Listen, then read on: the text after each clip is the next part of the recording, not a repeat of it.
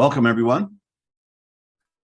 Here we are again, and we awake, and hopefully there's some new members of our meditation community or sangha, or however you want to say that, fellowship, and we get together every week to use these tools that the universe has given us through us to help us function at a higher level,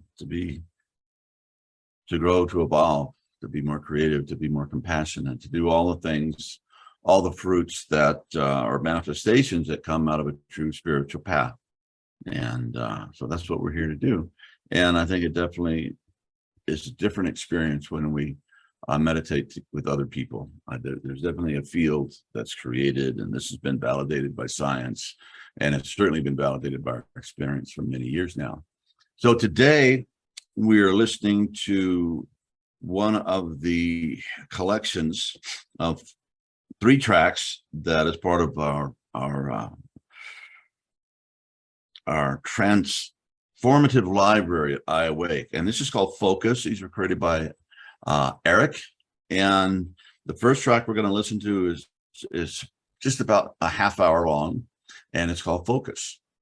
And I believe this one gets us down into very deep alpha, which is a very focused, concentrated state that the brain exhibits when we're in very powerful flow states, when it's just coming through us and we're just kind of being the instrument, as it were. So, you know, I'm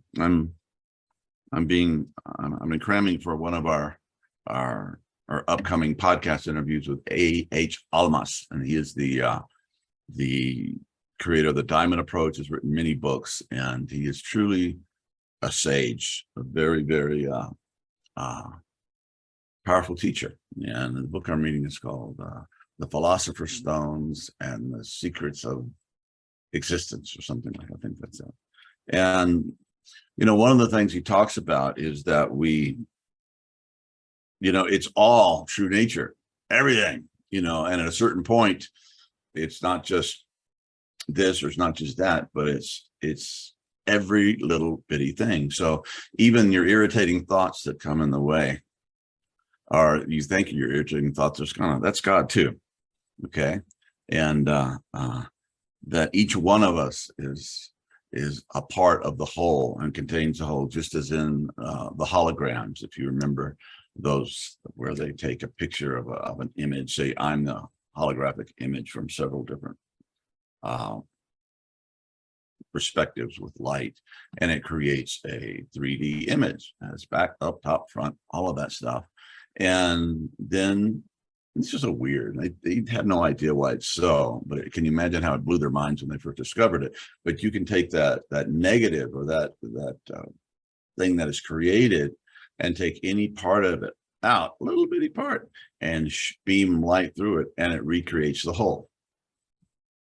Pretty trippy stuff, folks. So I think that gives us a clue to how the universe is put together. It's whole, and it's individuality, and it's everything. And as we go through our progressions, and sometimes one thing happens before the other, but we get there. And what I'd like to kind of see if we can do, so imagine you're having I've been actually doing this focus, autofocus. You have this pen, and you just focus on it, pay attention to it, and just, like really clear. You want to read all the little copyright stuff or the writing or whatever it's on this thing, and then open your mind up to just big, expansive vision. Okay, that just it's not focused on anything. It's just aware of all. And sometimes when we're in nature or in the woods, I would practice this type of looking. You just kind of look, and you're not looking at the particular tree or the stone or the squirrel or this, but you kind of look just in this expansive way, and you become very aware if there are other animals, or there are other things that you're not aware of. You can, instead of, you'll miss it if you're just really focused on this one thing. So try seeing if you can do that. Excuse me. In this meditation, focus on whatever arises, with great dexterity and great focus, your thoughts like, I got such a busy day today, and I got whatever. Just really focus on it, and then let it go, and then become that big, expansive space that everything arises in. But it's not only space, but it's also awareness. It's not empty space; it's empty awareness. Anyway, there's a lot of words you can say. So try to go from very focused on your thought or whatever it is, and then just let it go and unfocus. So this becomes not a big deal, just something that's arising. Let it go and go into that big mind and that big expansive awareness. So why don't we get that a shot? And it's really good tracks.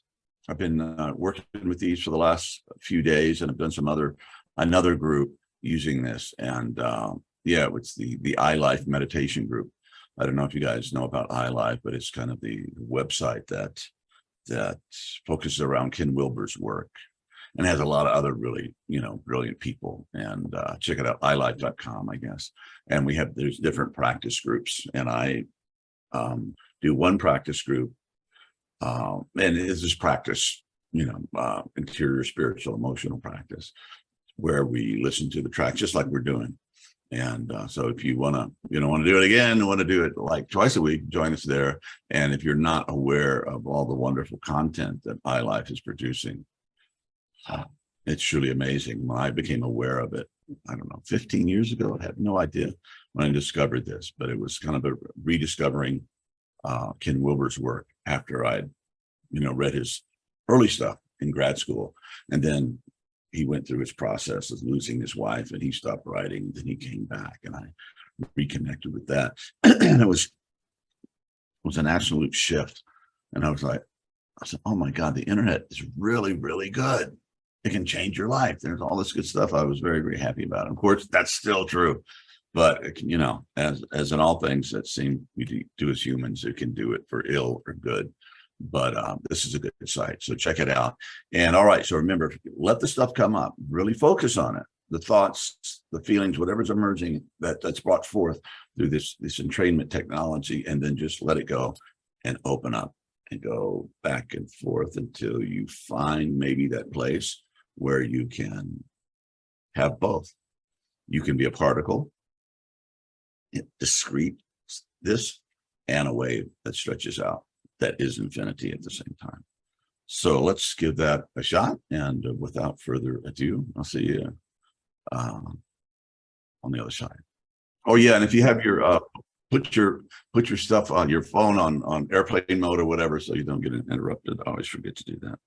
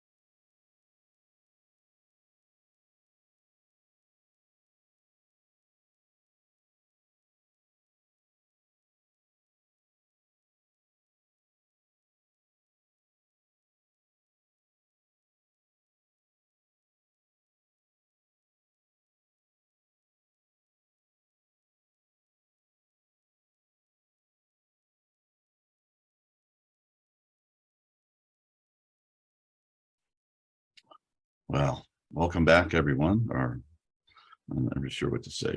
We didn't go anywhere, but we're in a different mode, I guess.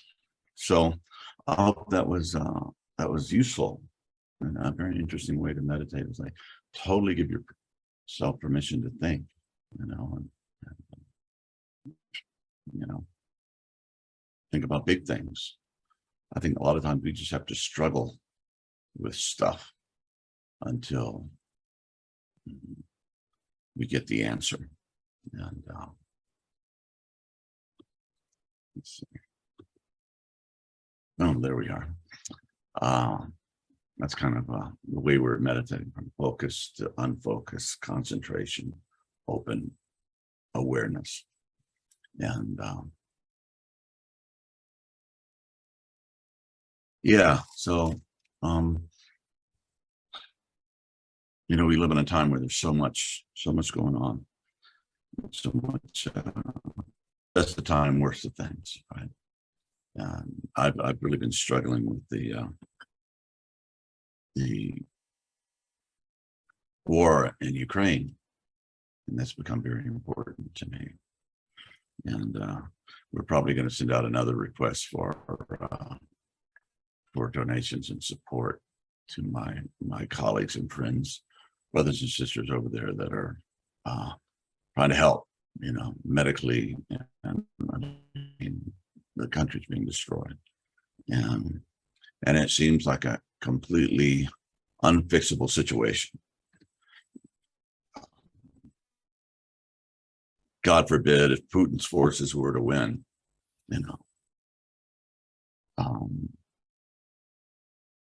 it's estimated it would take at least 700,000 soldiers to occupy and pacify Ukraine. And if Ukraine wins, which I hope will happen, they'll get their country back and they'll be able to continue their experiment in remaking their country into a democracy, something that's noble and good. And like every place, they have their challenges, but they were trying to do it, and they had, gone through the czars, gone through Stalin, right? He starved about 5 million Ukrainians, farmers, during his time before the war. And then, of course, you had the Nazi invasion. And then, after all that, you're stuck again with Stalin and the Soviet Union. So they are, anyway, they're very, very precious people. They're working really hard on this, first of all, trying to save their country and their people. And then, what do you do? What do you do after the war? Say, they win militarily and the Russians withdraw. That your two countries still share this huge border. It's not like when we got in a war with Germany, we went home and there was a whole ocean and all that separating us, they're right there. And the trauma and the rage and the hurt after what's been done to your country, how do you fix that? Well, I think it is fixable, and we can heal, and we're learning more and more about how we can heal. But if you look up there, see my little symbolic thing there. There's a German helmet made during the First World War, and the same model helmet was also used. There are other ones that came out, but was also used in the Second World War. So just think of all the in the trenches and in the Second World War, all of the millions, literally, of young men who died wearing that helmet and killed wearing that helmet and all that stuff. And then the other one is an old helmet that was worn by U.S. forces in World War II and later in Vietnam and all. So you have these two symbols of this, this tremendous violence and bloodshed and tragedy after tragedy. But if you notice in the middle, there's the Buddha. And you know, I speak pretty decent German. I was taught German when I was a soldier. I was stationed in Germany, and I've made very, very, very good friends in Germany. And the thought now of the United States attacking Germany or vice versa, it's like, really? It's like thinking about like beating up your grandmother or something. It's like, no, it's just not going to happen. We've really, it's taken a while, but we've really changed the dynamic from violence and hatred to brothers and sisters, or good neighbors, or who are different, yet we collaborate, and we share a love for democracy and freedom, and and strong economies, and we do it our own ways. But just to say that kind of healing can happen in very brief historical periods. So yeah, so I think that after the conflict, and after the fighting and the dying, then the healing, both interior and exterior, can happen. And I can't see the way out of it yet, but I know it's possible. So yeah, so continue to work on yourself.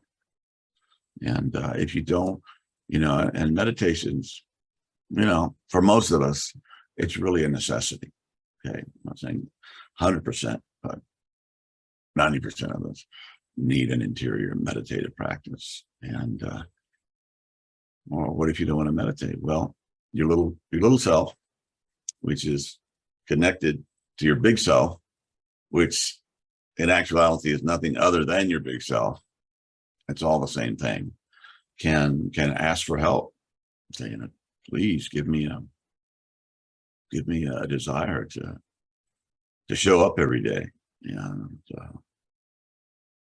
to withdraw from all this stuff and go inside and discover the mysterious realms of interior ground of beingness, or God, or spirit, that exists in each one of us, that then opens up to the whole universe.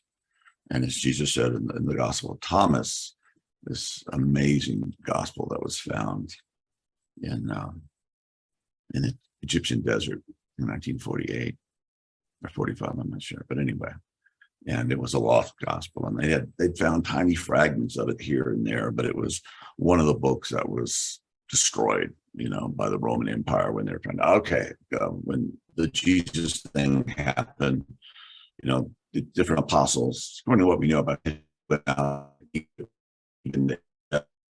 into Europe and Italy and Spain and the whole, known world at that time. And because we didn't have cell phones and television and all this stuff, they pretty much developed along their own lines, especially in the Roman Empire. There are many different versions of the understanding of who Jesus was and what his message was. So anyway, at some point, the Emperor Constantine said, okay, enough of all that. These are the books that are okay. The rest of them are heresy, and we'll destroy them. Anyway, through the grace of the universe, this book survived, and you should check it out sometime. It's a lot of it's like koans, stuff you have to really struggle with.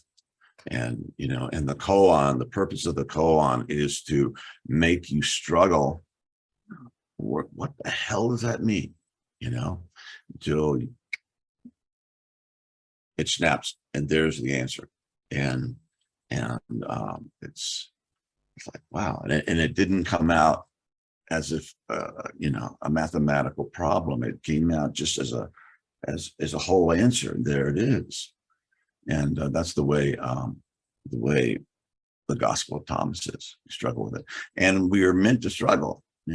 And we're meant to, when you meditate, the mind still it. How do you do that? What's the mystery? How can you do this stuff? And how can I get into my deepest self? And how can I start living a life that's more deeply connected, with more compassion, and find my way in the world and all this stuff? It just takes struggle and work, and not everybody's path is the same. In fact, we're all different. Yet in some deep ways, there's commonalities in the journey. So anyway, what Jesus said, he said that the kingdom of heaven is within, starts with the within, and then he says, and it is without. And in the other gospels, the ones that are Matthew, Mark, Luke, and John, I think Matthew, Mark, and Luke, he said the kingdom of heaven is within, but it never included the part that it's without.